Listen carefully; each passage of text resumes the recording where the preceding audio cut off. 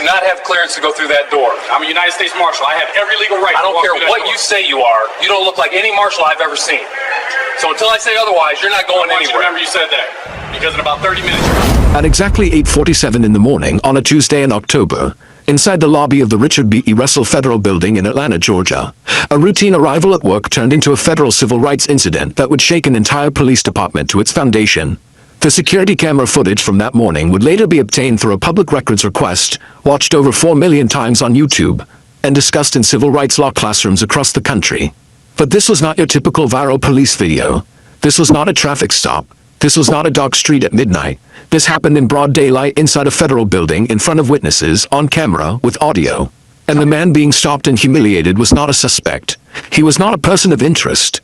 He was a sworn federal officer of the United States government with a gold badge, a federal commission book, and 20 years of service protecting the very courthouse he was being blocked from entering. What happened next would cost one officer his career, cost the city government $2.8 million, spark a federal investigation into discriminatory policing practices, and prove that no badge, no title, and no amount of arrogance can protect you when you are simply and completely wrong. Before we continue, do me a favor, drop a comment and let me know where you are watching from. And if you have not subscribed yet, please hit that button right now.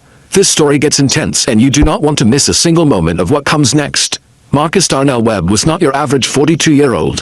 While most people his age were thinking about mortgages and fantasy football leagues, Marcus Webb had spent the last 2 decades as a deputy United States Marshal working out of the Northern District of Georgia.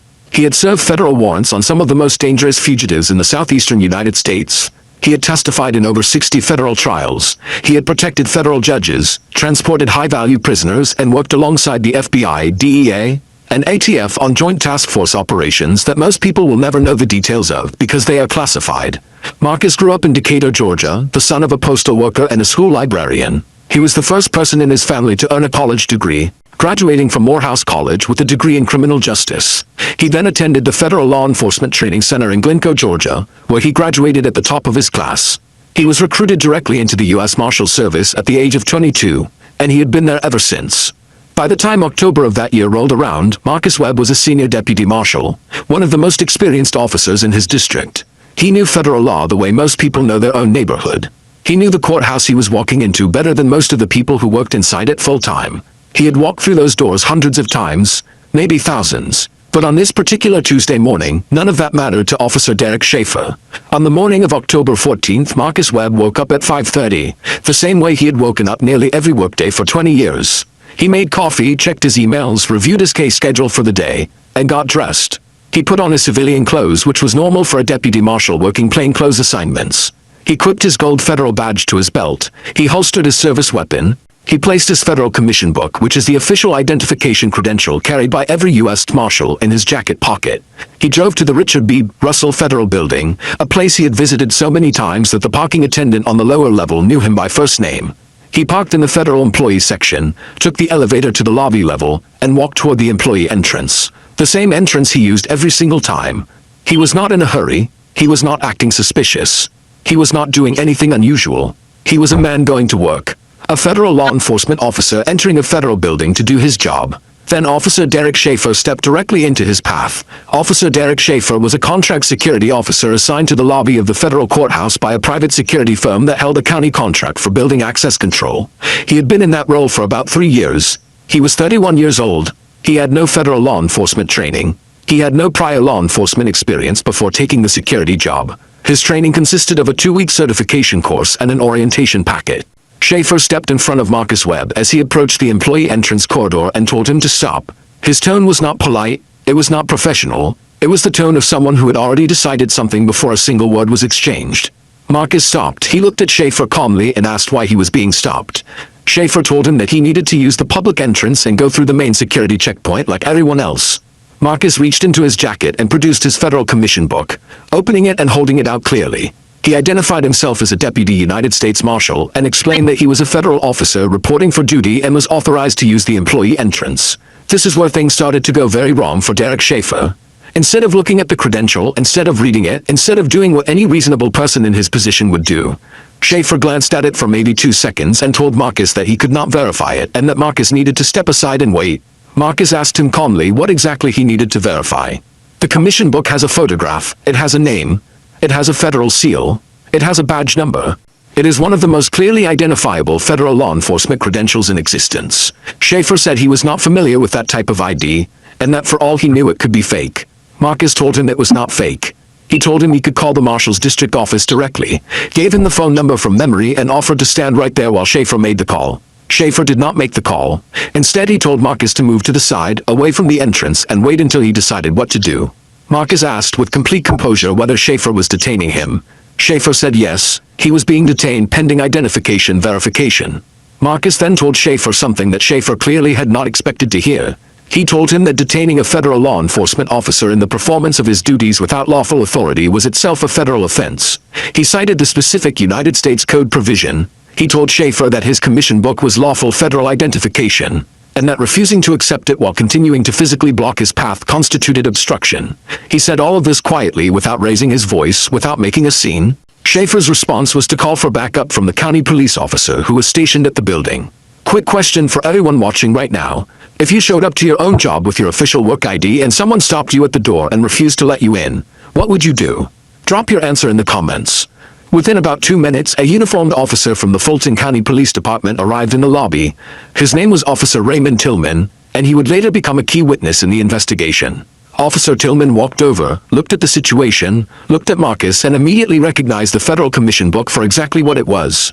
But before Tillman could say anything useful, Schaefer started talking over him, telling Tillman that this individual was refusing to comply, that he had presented an unverifiable ID, and that he was being aggressive.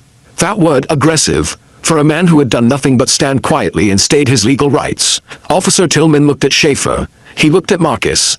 He asked Marcus to show him his credentials. Marcus opened the commission book again. Tillman looked at it for about 4 seconds, then looked up and said, "And this is directly from the security footage audio." He said, "Sir, this is a United States Marshal. You need to let him through." Schaefer did not move immediately. He stood there for a moment that the cameras captured and that later became one of the most discussed seconds in the entire video. He stood there looking at Marcus Webb, a 20-year federal law enforcement veteran standing in the lobby of a federal courthouse he had walked into hundreds of times. And Schaefer's face showed something that investigators and viewers and civil rights attorneys would later describe with one very specific word: contempt. He eventually stepped aside, but as Marcus walked past him, Schaefer said something under his breath that the lapel microphone on Officer Tillman's uniform picked up clearly. He said, "These people always have some kind of excuse. These people, this is the moment everything changed." Marcus Webb heard it. Officer Tillman heard it. The microphone recorded it. And Marcus Webb, 20 years of federal service, 60 federal trials, thousands of court appearances, stopped walking, turned around slowly and said 4 words. "I heard every word." Marcus Webb did not yell. He did not threaten. He did not make a scene in the lobby of the federal courthouse. He walked to his office, sat down at his desk, and spent the next 45 minutes doing something that Derek Schaefer could never have anticipated. He wrote. And what Marcus Webb wrote when he was angry and methodical and 20 years deep in federal law was not a complaint. It was a legal document. It was 14 pages long. It cited 4 separate federal statutes. It named Derek Schaefer by name. It named the private security company by name. It named the county contract by number. It requested the preservation of all security camera footage, all audio recordings, all sign-in logs, and all personnel records related to the employee entrance for the previous 12 months. His supervisor, Chief Deputy Marshal Sandra Reeves, read the complaint and later told investigators that in 22 years in federal law enforcement, she had never seen a more thorough internal complaint document from anyone at any level. She said it read like it had been written by a civil rights attorney who also happened to be a federal agent. Because that is exactly the kind of mind Marcus Webb had. The U.S. Marshal Service Office of Professional Responsibility received his complaint on a Thursday. By the following Monday morning, 2 things had already happened. The security company had been formally notified of a federal inquiry, and Derek Schaefer had been placed on administrative suspension pending investigation. That was fast, unusually fast. And the reason it moved so quickly was because of what investigators found when they pulled the security footage. Do you think the city did enough once they saw that footage? Drop your opinion in the comments right now. The investigator assigned to the case pulled 12 months of security camera footage from that employee entrance. She watched it once, then she called in a colleague and watched it again. Then she requested a third reviewer from the Civil Rights Division of the U.S. Attorney's Office. What they found was not one incident. It was a pattern. Over the course of 11 months of footage, Derek Schaefer had stopped or slowed down 31 individuals at that employee entrance. Of those 31 people, 27 were black, 3 were Hispanic, 1 was Middle Eastern. In the same period, white employees and visitors using that same entrance were waved through, greeted by name, or simply nodded past without any challenge.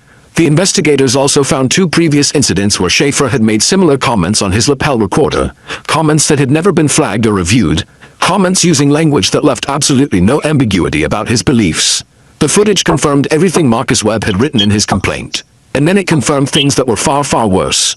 The official findings were released 61 days after Marcus Webb's initial complaint. That is exceptionally fast for a civil rights investigation of this magnitude.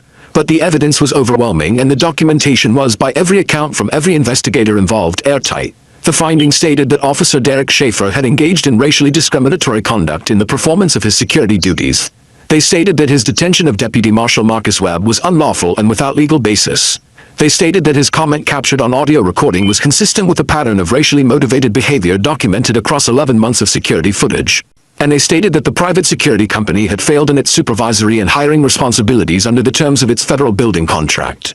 Derek Schaefer was terminated. His security license was recommended for permanent revocation by the state licensing board. The private security firm lost its federal building contract, a contract worth approximately $400,000 per year. And the county, which bore shared liability for the contract oversight failure, immediately began settlement discussions with Marcus Webb's legal team.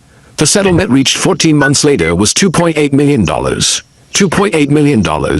For one warning, for one lobby, for one man who decided that his dignity and his federal credentials were worth defending. The county's legal team initially tried to argue that the incident was an isolated misunderstanding. Marcus Webb's attorneys submitted the 11 months of footage. After that, the word misunderstanding disappeared from every legal document the county filed. The security footage was initially withheld by the county under a pending litigation exemption. Marcus Webb's legal team filed a public records motion. The judge ruled in their favor within 3 weeks, calling the county's withholding argument thin and legally insufficient. When the footage hit the internet, it reached 1 million views in under 18 hours. By the end of the first week, it had been viewed over 4 million times. Civil rights organizations shared it. Legal commentators broke it down frame by frame. Former federal law enforcement officials appeared on news programs to explain exactly what they were watching. Several law school professors added it to their civil procedure and civil rights curriculum as a case study in pattern discrimination and federal officer interference. Some people online said Marcus Webb should have simply complied and reported it later without confrontation. Others said he was too calm, that his composure made it easier for people to dismiss what was happening to him. Some said the settlement should have been higher. Others pointed out that no amount of money fully compensates for being called these people in the lobby of the building you have protected for 20 years.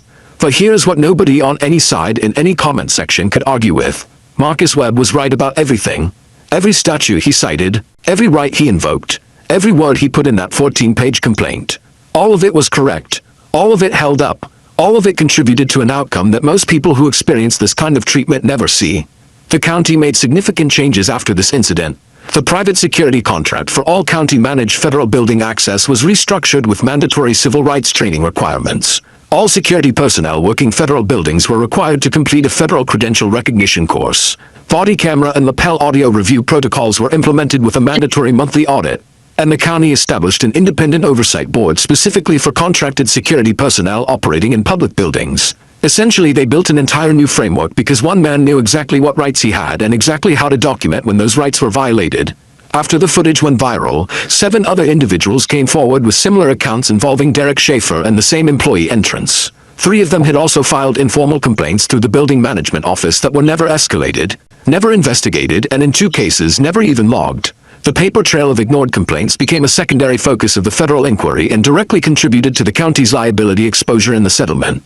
This raises a question that extends far beyond this one courthouse and this one officer.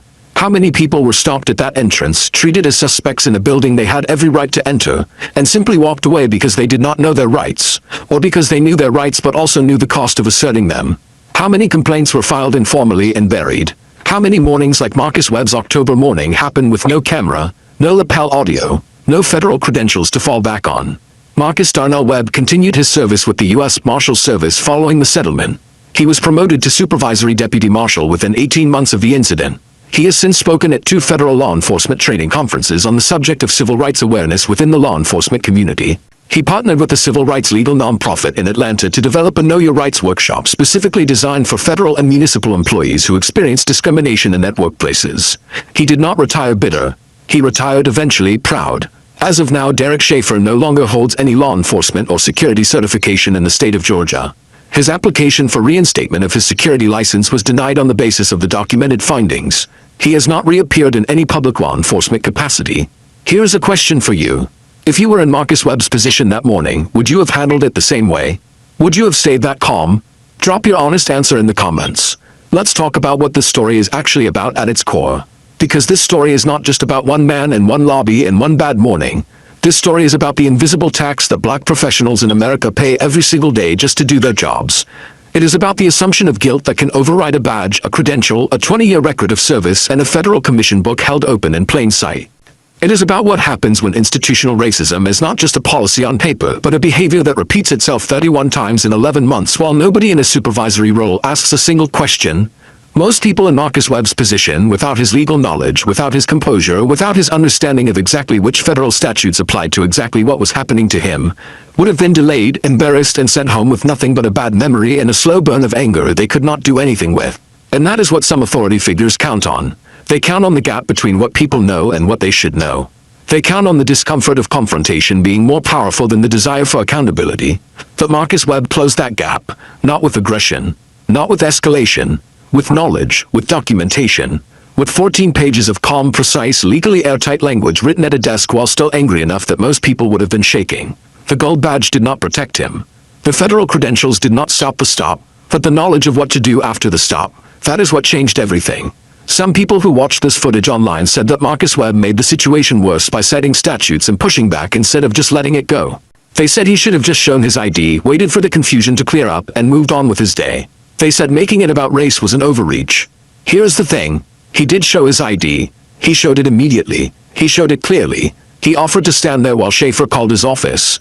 He did every single thing that the people saying he overreacted think he should have done. And he was still told he could not pass.